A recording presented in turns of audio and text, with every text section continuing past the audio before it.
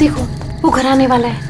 उसकी तरफ देखना भी मत। हाँ, मैं तो जोर से भाग लूंगा आंखें बंद करके बस। हाँ, और फिर कहीं गिर जाएगा टकरा के। तो फिर मैं करूं क्या? जब भी उस घर की तरफ देखो तो वही एक अजीब सी परछाई डांस करती हुई। चलो चलो। अरे वो देखो, 2 दिन से वो आदमी एक ही जगह पर खड़ा है। अरे आदमी नहीं है, आत्मा है, आत्मा। हाँ, लगता है आत्मा अटक गई है। लेकिन ये है कौन? ये यहाँ तो वो बुढ़िया रहती थी, वो आजकल दिखाई नहीं देती। शायद मर गई है या कहीं गायब हो गई है। अरे तो फिर यार, कौन रहा है? उसकी तो एक भतीजी भी थी। अरे हाँ, दोनों यही रहती थी। अब दोनों की दोनों गायब है, लेकिन कहाँ? पकड़ो यार, आज मैं देख के ही आता हूँ क्या है। क्या? आ रहा हूँ। समर प्लीज, पागल हो गया क्या? समर, अरे रुको ना, मैं आ रहा हूँ। यहाँ जा मत। प्लीज रुको, मैं आ रहा हूँ। ओके। क्या कर रहा है तू? इसको ना कुछ ज्यादा हीरो बनने की आदत है। समर प्लीज मत जाओ। Summer, summer, summer, summer.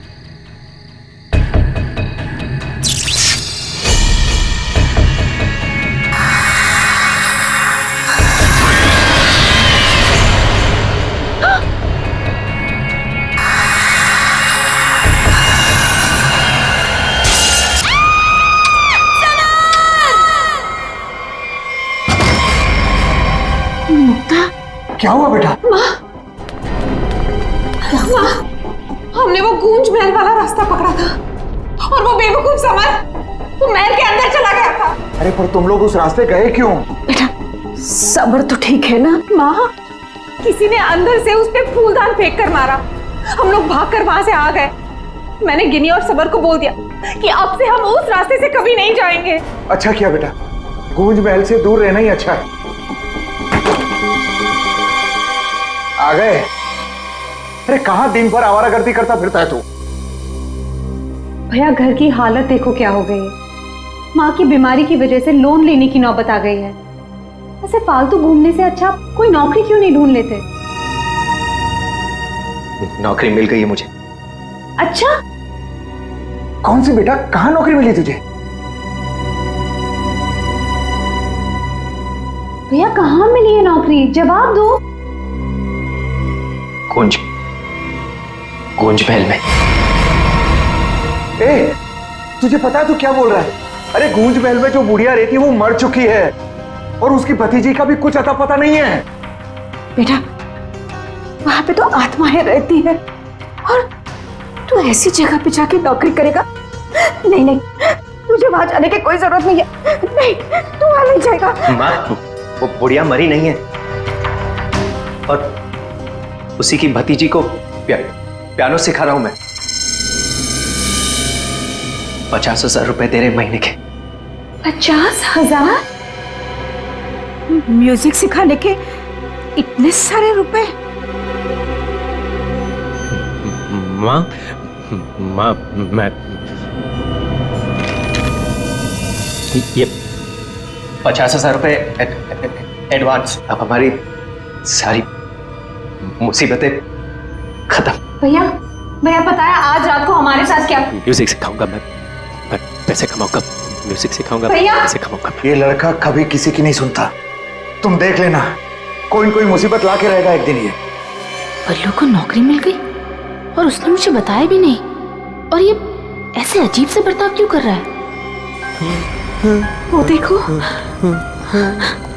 देखो कैसे अपने आप से बातें कर रहा है। पता नहीं किससे बातें करते रहता है। ऐसे। बल्लू, बल्लू। हाँ हाँ हाँ, मुझे जाना होगा समर। बल्लू हमारी बात तो सुनो। मुझे काम के लिए लेट हो रहा है। गूंज महल में मेरा इंतजार हो रहा है। बल्लू, बल्लू मेरी बात सुनो, वहां मत जाओ। मैं नहीं जानता कि तुम क्या कर रहे हो, लेकिन वहां जान का खतरा है। ये देखो मेरे साथ क्या हुआ है।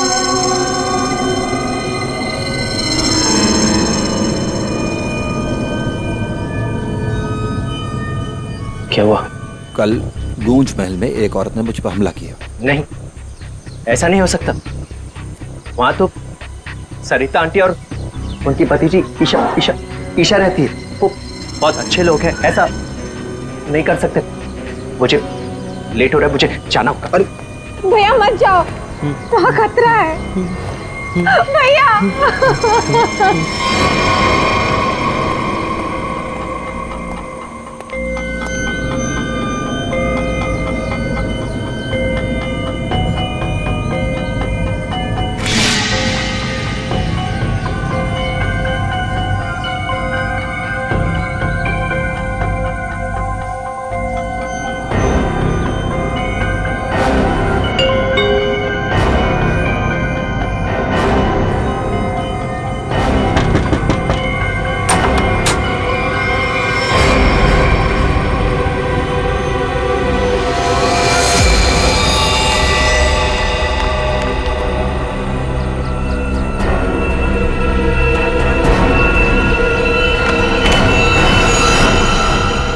मैंने तो इस लड़के से सारी उम्मीद ही छोड़ दी है।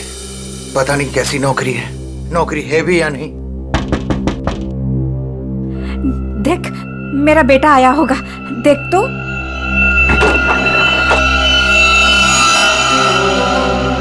भैया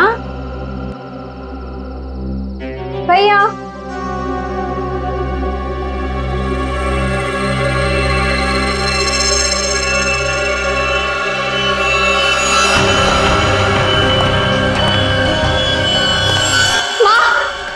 कोई यहाँ बल्लू का टिफिन छोड़कर चला गया। मेरे बल्लू को कुछ हुआ तो नहीं ना? अब क्या हुआ? बेटा ये क्या? कौन? अरे कौन जल्दी खोलो।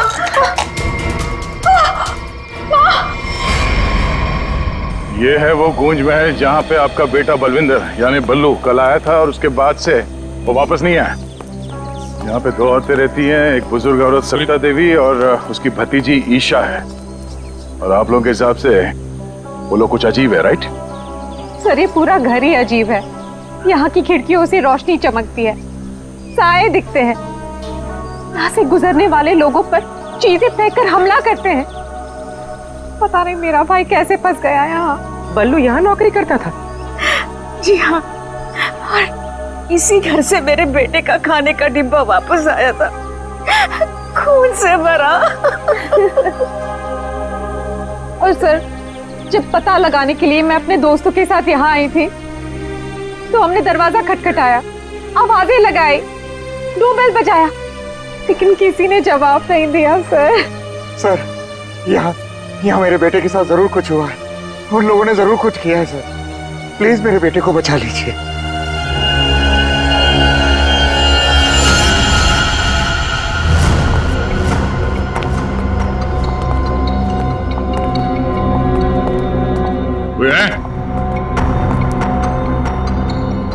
क्या तो कोई दिख नहीं रहा? आत्मा कहाँ दिखाई देती है सर, सीधी अटैक करती है। सर यहाँ पर बल्लू, सरिता और ईशा, इनमें से कोई होना ही चाहिए। सरिता जी हैं भी या नहीं किसी को कुछ नहीं पता सर। लोग तो यहाँ तक कह रहे हैं कि सरिता जी की मौत हो चुकी है। यहाँ हुआ तो है कुछ।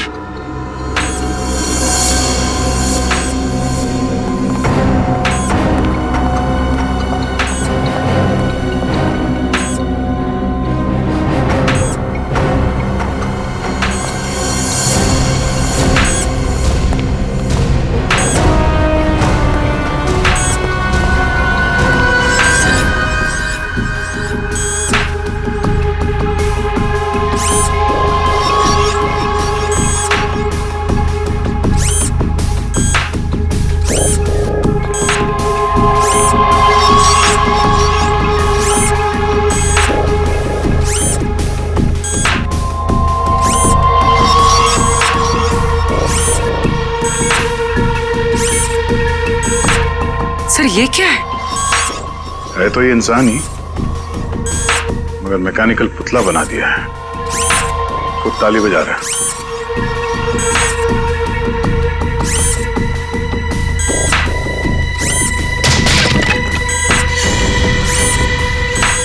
निखिल, नजर रखो इस पे, हम लोग देखते हैं।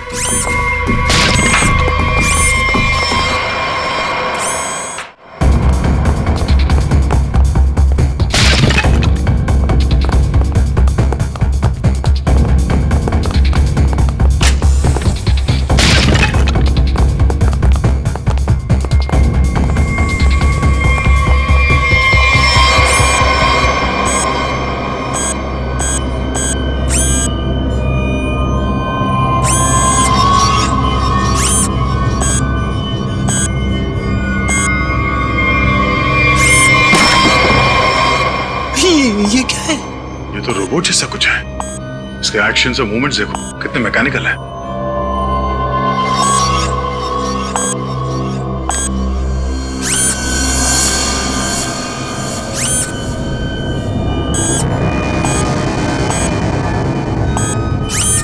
सर ये यहाँ आए कैसे और इन्हें रोकेंगे कैसे? अब इसे तो टेक्निकली रोका जा सकता है। ये क्या है? बोली नजर रखना इस पे।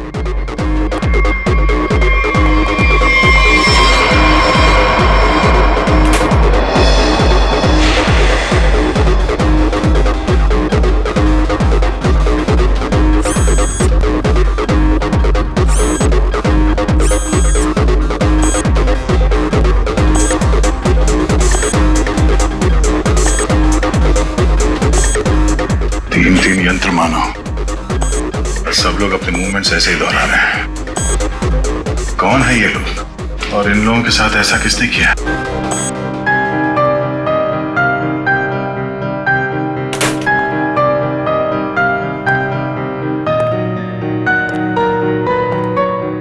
बलवंत,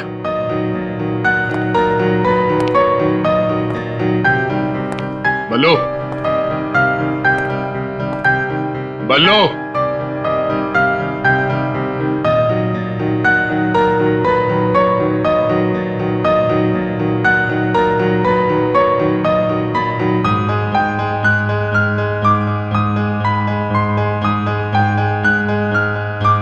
बात नहीं करनी।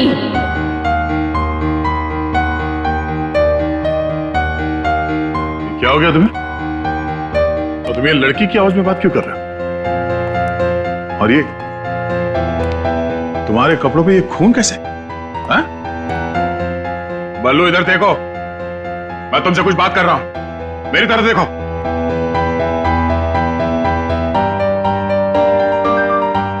मैंने कहा ना, बात नहीं करनी। पियानो बजाते वक्त मैं किसी से बात नहीं करती, मुझे गुस्सा आता है और फिर मैं सबको मार देती हूँ, मार देती हूँ।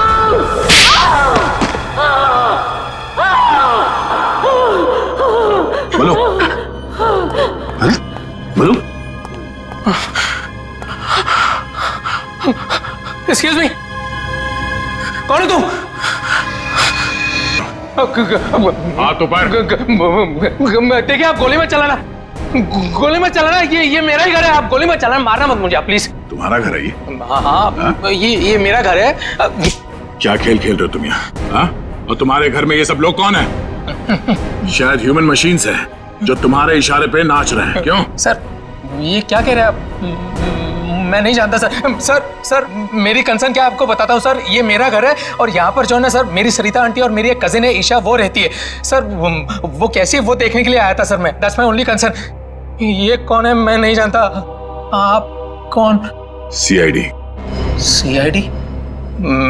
मेरा नाम आकाश है, मैं सूरत में रहता हूँ सर, और यहाँ पर है ना हर 2-3 महीने में एक बार आता रहता हूँ। सर प्रॉब्लम क्या हुई मैं आपको बताता हूँ।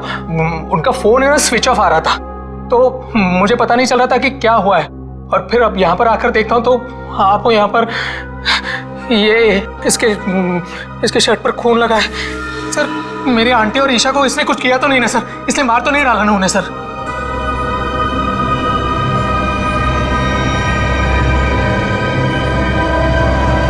बल्लू, बल्लू तुम सुन रहे हो? मैं तुमसे बात कर रहा हूं। हाँ, अब मुझसे कुछ पूछ रहे हैं? हाँ। क्या हुआ? बल्लू हमें बताओ, तुम गुंज महल गए थे ना, तब तुम्हारे साथ क्या हुआ? क्या हुआ तुम्हारे साथ? कुछ महल।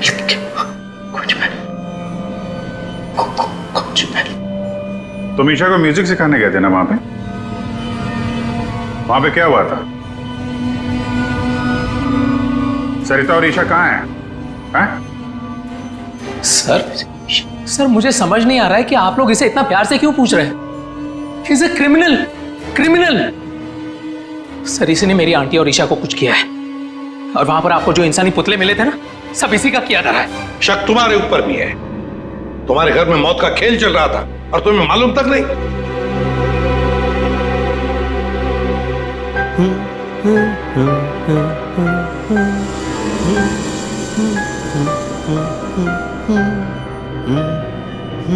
सचिन, वो फोटोग्राफ दिखाओ।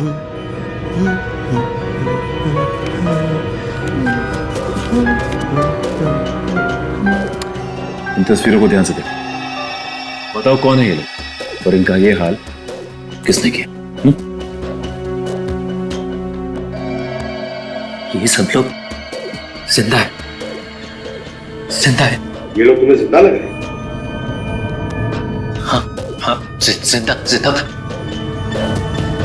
मुझे बताया गया था कि ये रिश्तेदार हैं और म्यूजिक सुन रहे। ये झूठ बोल रहा है सर, इनमें से कोई मेरा रिश्तेदार नहीं है। सर ये ड्रामा कर रहा है, सबको मार दिया और अब क्या बकवास कर रही है? तुम्हें चाय के लिए कहा था ना, चाय किधर है? हाँ? ये ईशा कुछ बोल क्यों नहीं रही?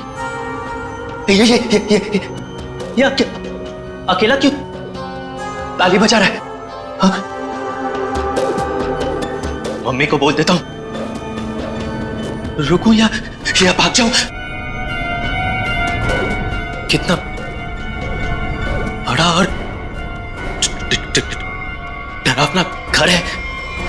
सर आप मेरी बात सुनिए सर, ये पूरा का पूरा पागल हो चुका है। He's a psycho killer। Bablu क्या हुआ था कल जब तुम ईशा को म्यूजिक सिखाने गए थे? कुछ याद है वहां पे क्या हुआ था? हा? क्या हुआ था वहां पे? वहां पे चाय चाय पिलाई थी उसने। हाँ बराबर। चाय चाय चाय। तो फिर ईशा कहाँ गई? बल्लू, बल्लू, किसका खून था तुम्हारे कपड़ों पर? हाँ? फिर दया पर हमला क्यों किया तुमने? कपड़े अरे मेरे कपड़े बदल गए। मेरे कपड़ों पे खून था, खून था कपड़ों पे। हाँ, खूनी के कपड़े पे खून ही होता है। एक मिनट, आप जरा उधर चलो। चुप रहिए, बीच में बोलिए मत। चाय लेके आओ। ईशा को ये आदमी तो किसी भी सवाल का जवाब ठीक ठीक दे नहीं रहा।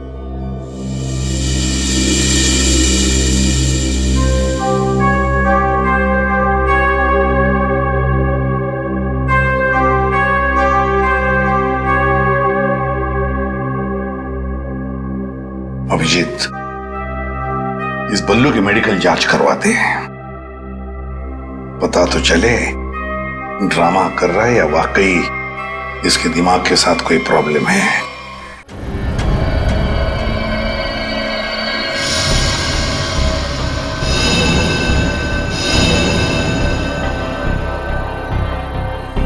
बल्लू की कमीज पर एक लड़की का खून लगा हुआ है। इस कमीज पर जो खून लगा है लड़की का है, ये मैंने पता लगा लिया है। ये रही उसकी डीएनए रिपोर्ट। अब मैं आपसे सिर्फ ये जानना चाहता हूं कि ये जो लड़की मरी है ये कौन है और इसे किसने मारा? इसे आपने मारा है? नहीं? या फिर इसे आपने मारा है?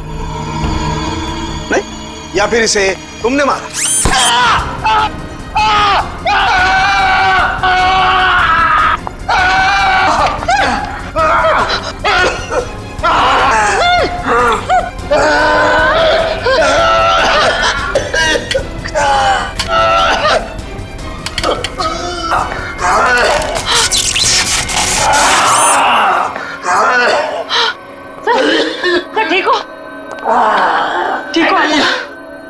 गॉड। क्या हुआ?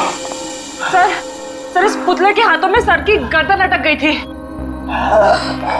बहुत जल्दी छूट गए। हाँ, छोड़ दिया, बहुत जल्दी छोड़ दिया, क्योंकि ये पुतले ना तो मशीन है, ना ये पुतले पूरी तरह से इंसान है। तो फिर ये कि ये टैक्सीडर्मी और रोबोटिक का मिला जुला रूप है। सर, ये टैक्सीडर्मी और रोबोटिक्स क्या होता है?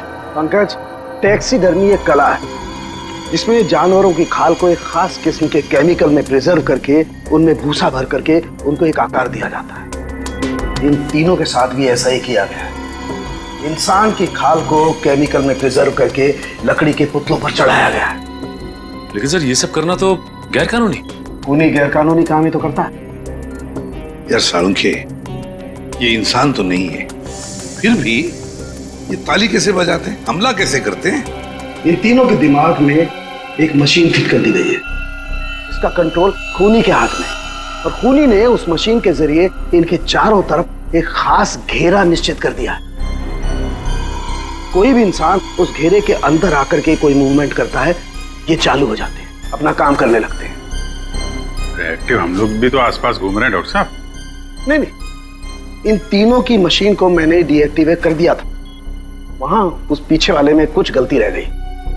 अब बॉस, और ये एक्टिविटी इनकी मेमोरी में पहले से फिट है। और इतना ही नहीं बॉस, इनके अंदर और भी बहुत कुछ है। आओ दिखाता हूं। ये देखो, लकड़ी का बुरादा, कॉटन और उसके ऊपर इंसान की चमड़ी। बनाने वाले ने तो बना दिया बॉस, लेकिन वो भूल गया कि इंसान की चमड़ी में और जानवर की चमड़ी में एक खास फर्क होता है। इंसान की चमड़ी जानवर जैसी मोटी नहीं होती है, इसीलिए उसे कितना भी केमिकली ट्रीट कर लो, कितना भी केमिकल में डाल लो, वो इंसान की चमड़ी जैसी नहीं रह सकती है। इसीलिए इनकी चमड़ी जो है जगह जगह से सिली हुई। फिर भी टिक नहीं रही है। और दूसरी बात, ये सारी चमड़ियां ज्यादा पुरानी नहीं है, बस कुछ ही दिन पहले इन्हें मारकर निकाला गया है। पर उस घर का तो कोना कोना छान मारा गया था, एक भी ऐसी लाश नहीं मिली जिसकी खाल उधेड़ दी गई हो। वो कहीं और बनाता है ये ह्यूमनॉइड, अपने घर पर नहीं। तीनों की कोई मिसिंग रिपोर्ट नहीं है, कोई आईडी वगैरह नहीं मिली। है कौन ये लोग? तारिका जी, ये जो कपड़े पहने थे इन लोगों ने, उनसे कुछ पता चला आपको? कुछ खास नहीं, तीनों के कपड़े से बस एक लेबल मिला है, किसी टीएल टेलर का लेबल है। TL Taylor?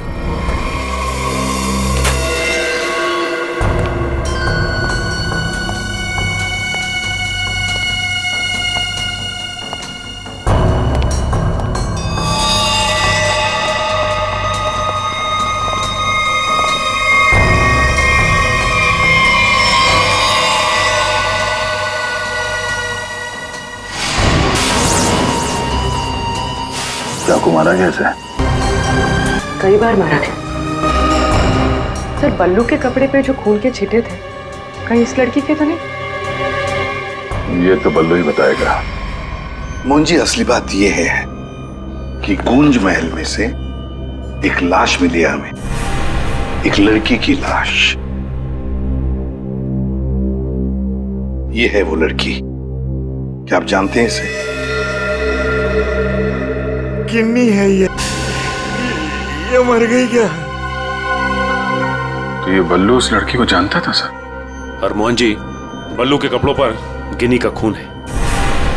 मोहन जी, आप प्लीज थोड़ा वेट करिए, हम आपको बुलाते हैं। एसीपी सर, मैंने बल्लू की सारी रिपोर्ट्स पढ़ ली हैं। डॉक्टर सालुंखे से भी बात हुई मेरी। बलवंत के खून में एसिड है जिससे इंसान सच और झूठ के सपने के अंतर को नहीं समझ पाता। उसे उस वक्त जो कहा जाए उसे वही सच लगता है। तो क्या डॉक्टर साहब, ये बलवंत के इन्फ्लुएंस में किसी को मार भी सकता है? जी, ऐसा हो भी सकता है और नहीं भी। हमने बलवंत को कुछ मेडिसिन्स दी हैं। आधी बेहोशी की हालत में हम बलवंत के दिमाग के माध्यम से वापस गूंज महल जाएंगे। क्या तुम मुझे सुन पा रहे हो बल्लू? हाँ। गुड। अब एक काम करो, अपनी आंखें बंद करो और ठीक उसी तरह वापस गूंज महल जाओ जैसे तुम पहली बार गए थे। बोलो ईशा, क्यों बुलाया? वो मेरे पास एक नौकरी है तुम्हारे लिए, करोगे?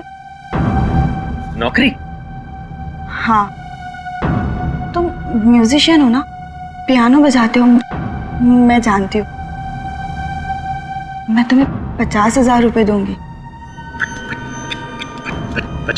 50,000? हाँ, अब तुम यहाँ बैठो, कहीं जाना मत, मैं तुम्हारे लिए चाय बना के लाती हूँ, ठीक है? यही बैठना। चाय नहीं चाहिए ईशा, सुनो। ये 50,000 की नौकरी कर लूं? कर लेता हूं, पैसे अच्छे हैं, उससे माँ का इलाज भी हो जाएगा। लेकिन ये ईशा मुझे कुछ बताने वाली थी उस दिन, कुछ बोल नहीं रही, पता नहीं क्या हुआ ऐसे। और ये घर भी थोड़ा सा अजीब लग रहा है, कहीं ईशा कोई मुसीबत में तो नहीं है?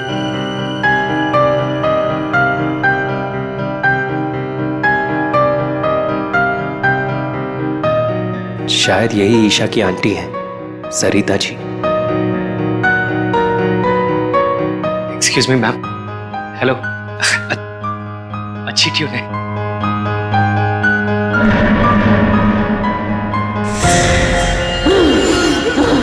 नहीं छोड़ूंगी। छोड़ो। किसी को नहीं छोड़ूंगी। छोड़ो। अरे क्या कर रहे हो? बोलो। नहीं छोड़ूंगी। संभालो उसे, मार डालेगा डॉक्टर को। नहीं छोड़ूंगी। संभालिए आप इसे। नहीं छोड़ूंगी। बैठो। बल्लू, ये लड़की की आवाज में क्यों छोड़ो मुझे। छोड़ो मुझे। डॉक्टर साहब, नहीं छोड़ूंगी। पकड़िए आप इसे। किसी को नहीं छोड़ूंगी।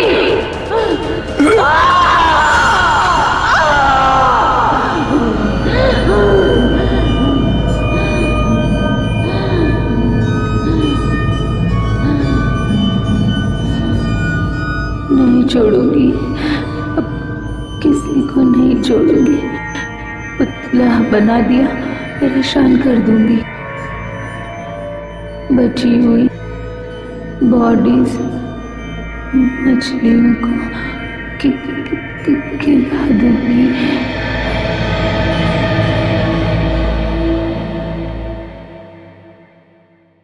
डॉक्टर साहब, क्या हुआ क्या है इसे? हाँ?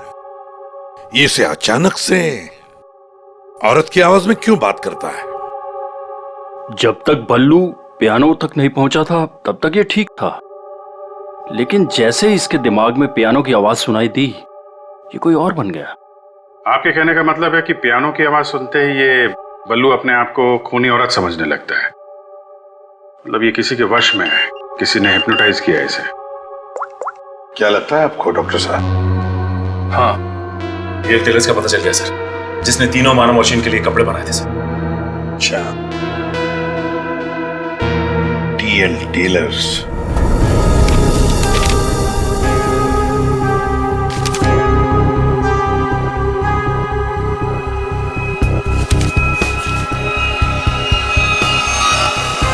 सब्जी? हाँ, अभी आया।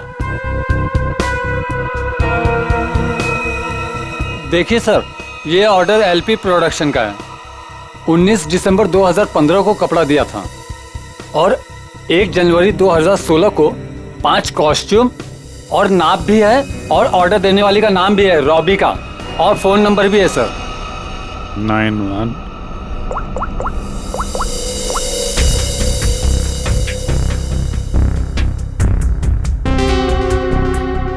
सर, फोन बंद है। कोई बात नहीं, इस फोन की लास्ट लोकेशन ट्रेस करो और कुंडली निकालो इस रॉबिका की। सर। हाँ साड़ू के साहब। अभिजीत, इन ह्यूमनॉइड्स में हमें भूसे के साथ साथ 2 और खास चीजें मिली हैं। एक तो एक खास कागज के टुकड़े, ऐसा कागज जिस पर न्यूज छपती है, अखबार में काम आने वाला कागज, और दूसरा समुद्र के नमक के कुछ अंश। Thank you very much sir. क्या हो सर? एक कारखाना ढूंढो जहां पे अखबार को छापने का कागज बनता और वो जगह समंदर के करीब हो।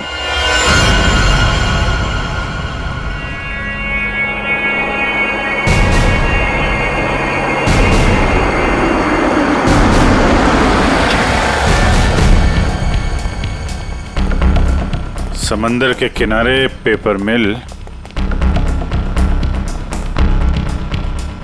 और वो भी बंद पड़ी हुई।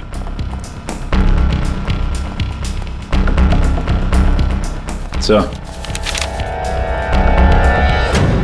यहाँ पे ये पेपर और ये पेड़ की छाल और वहां पर कपड़े, यहाँ तो वो हर वो चीज मौजूद है जो मानव मशीन के अंदर भरी गई है। सर हो सकता है उस क्रिमिनल के काम करने की जगह यही हो जहां वो पुतले बनाता था। क्या पता वो अभी भी कहीं आसपास ही हो। मगर वो जगह कहाँ है? यहाँ तो सिर्फ पुतले में भरने का सामान है ना। वो टैक्सी डमी की जगह और वो रोबोट बनाने की जगह, वो कहाँ है? पुतलों में भरने का सामान यहाँ है तो वो जगह भी यहीं कहीं होगी। ढूंढो।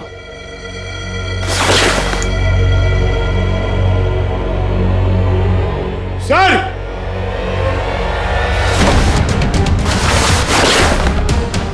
सर!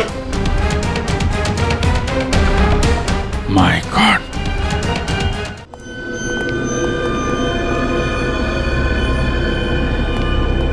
तो ये वो जगह है जहां पे ह्यूमन मशीन बनाई जा रही है।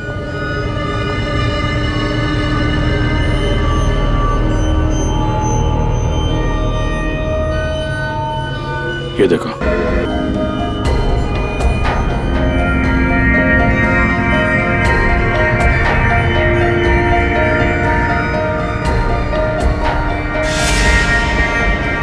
पूरा मैकेनिज्म है यहाँ पे।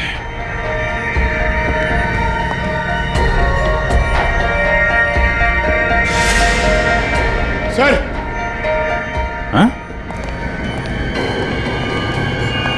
सरिता जी का रोबो। Oh no.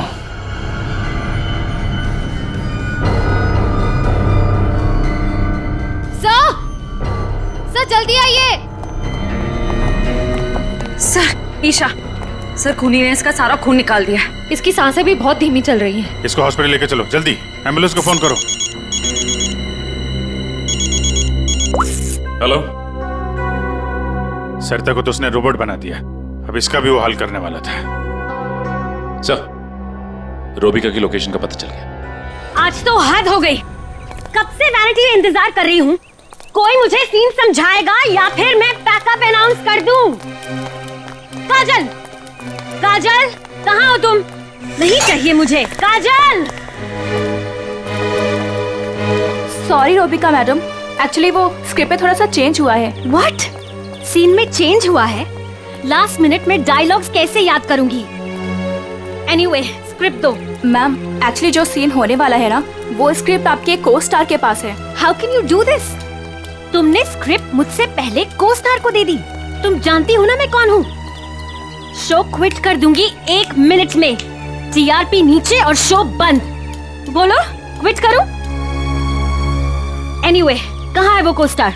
मैम, वहाँ आपका नया को स्टार आपका वेट कर रहा है। ओके, अभी मजा चखाती हूँ उसको।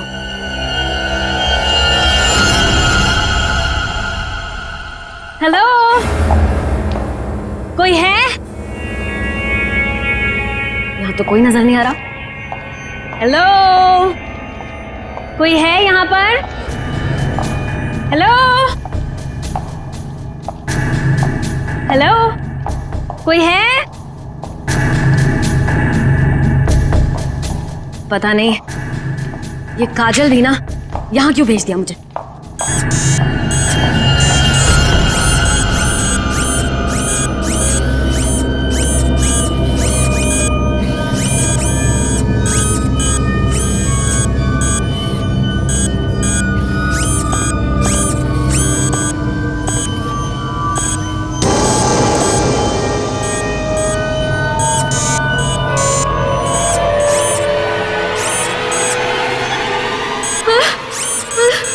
नहीं,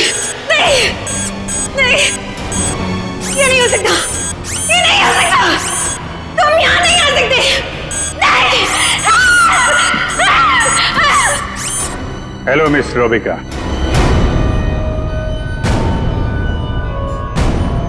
कौन हो तुम सब? और ये सब नाटक क्या है? हमें छोड़िए, आप ये बताइए कि आपने ऐसा क्यों कहा कि ये यहां नहीं आ सकते? आप जानती हैं ना? वो मैं डर गई थी, इसीलिए मेरे मुंह से कुछ भी निकल गया। सच बोलिए, सीआईडी से हम लोग। सीआईडी? जी हाँ। इन मशीनी मानव के पीछे क्या कहानी है? कौन है वो 3 लोग जिन्हें तुमने इस हालत में पहुंचा दिया? ईशा और सरिता के साथ क्यों किया तुमने ऐसा? मैं सामने जरूर हूं, लेकिन इसके पीछे दिमाग किसी और का है।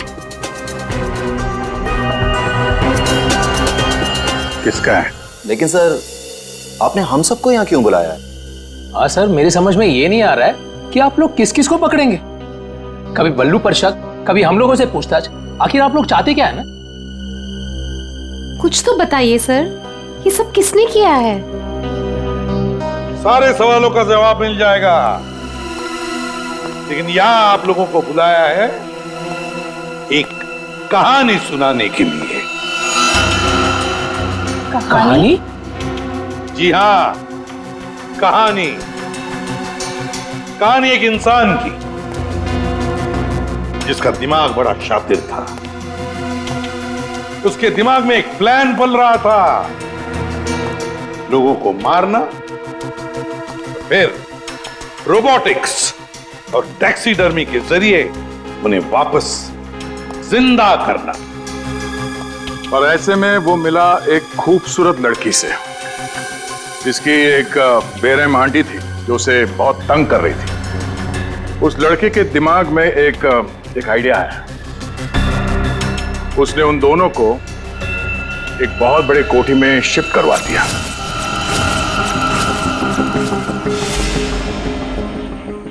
Thank you so much.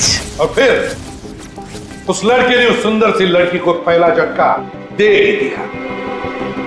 उसने उस लड़की की आंटी को मार डाला। घर में इस तरह लड़की की आंटी बन गई इस लड़के का पहला कामयाब आविष्कार। उसके बाद हैरानी की बात यह है कि वो सब उसके वो दोस्त और कलीग्स थे जो उसके साथ विदेश में काम करते थे। अब हुआ ये कि ये लड़की इस लड़के से बहुत डरने लगी और फिर उससे बचने के लिए उसने अपने और एक दोस्त की मदद मांगी। ऐसे रो मत, मैं हेल्प करूंगा तुम्हारी।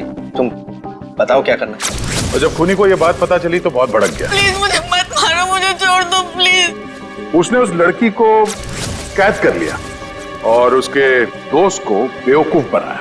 उसने उसे ये एहसास दिलाया कि ये सब कुछ जो हो रहा है वो उसी की वजह से हो रहा है। तो तुम जैसा बोलोगे मैं वैसा करूंगी, प्लीज मुझे जाने दो। और उस बेचारी लड़की ने अपने मददगार दोस्त के चाय में मिलाकर उसे हिप्नोटाइज करना शुरू कर दिया। मैं जैसा बोलूंगी तुम वैसा ही करोगे, मेरी हर बात मानोगे तुम, है ना? दिलचस्प कहानी। सर ये कहानी तो इस घर की और बल्लू की है। हाँ, सरिता, ईशा और उस खूनी की कहानी है ये। लेकिन सर, वो खूनी कौन है? वही तो, खूनी कौन है कौन खूनी?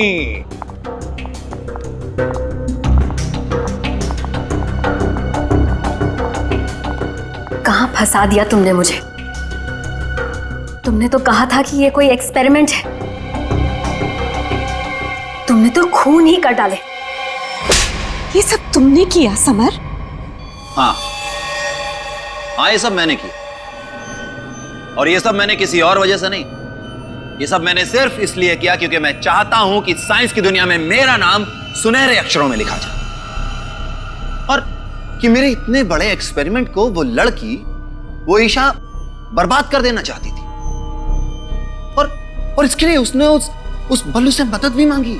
और तुमने बल्लू के चाय में वो मिलाकर उसके दिमाग में ये बात बिठा दी कि वो एक औरत है और उसे लोगों को मारना है। और उसके लिए ट्रिगर थी पियानो की वो धुन। बल्लू को लगभग मेरा पूरा राज पता चल चुका था, ठीक है, और गिन्नी को पड़ी हुई थी बल्लू को बचाने की। तो अपने एक्सपेरिमेंट को बचाने के लिए मुझे को दोनों को मारना ही था। और आप बताइए, अब जो लोग मर चुके हैं उनका असली कातिल भी तो चाहिए ना लोगों को। बस इसीलिए मैंने बल्लू को फंसा दिया और गिन्नी को मार दिया। साइंस की दुनिया में अपना नाम सुनहरे अक्षरों में देखना चाहते थे तुम। दिमाग तो था, है, पर क्या करें, विकृत है, विकृत। अपने इस घटिया एक्सपेरिमेंट के लिए न जाने कितने मासूम लोगों की जानें ली तुमने। तुम्हें जीने का कोई हक ही नहीं है। फांसी होगी तुम्हें, फांसी।